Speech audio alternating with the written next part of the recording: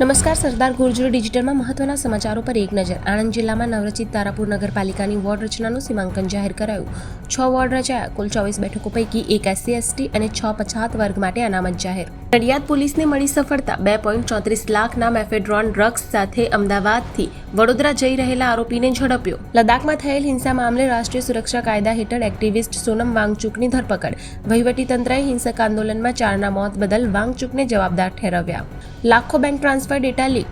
38થી વધુ બેંકોના ટ્રાન્ઝેક્શનના data internet પર ઉપલબ્ધ. એમેઝોનના અનસિક્યોર સ્ટોરેજ સર્વર પરથી 2.73 લાખ PDF ડોક્યુમેન્ટ લીક થયા.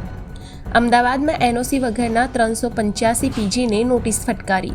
PG માટે NOC ફરજિયાત. ફાયર સેફટી, પોલીસ અને એસ્ટેટ વિભાગની મંજૂરી પણ ફરજિયાત. અમરેલીના વીરપુર ગઠિયાના મહંત હર્ષદ બાબુ ભગત ઉપર 4 શખ્સોનો તલવારથી જીવલેણ હુમલો. ઘટનાથી ચકચાર. દિલ્હી NCRમાં ફટાકડા પર સંપૂર્ણ પ્રતિબંધ શક્ય ન હોવાની સુપ્રીમ કોર્ટની ટિપ્પણી. અમદાવાદના ચાંદખેડા વિસ્તારમાં કેશવ એપાર્ટમેન્ટના 10 માળેથી યુવકે લગાવી મોતની છલાંગ.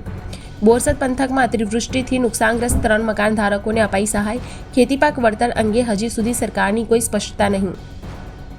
આણંદ રજિસ્ટ્રાર દ્વારા ચૂંટણી યોજના કલેક્ટરને કરાઈ દરખાસ્ત.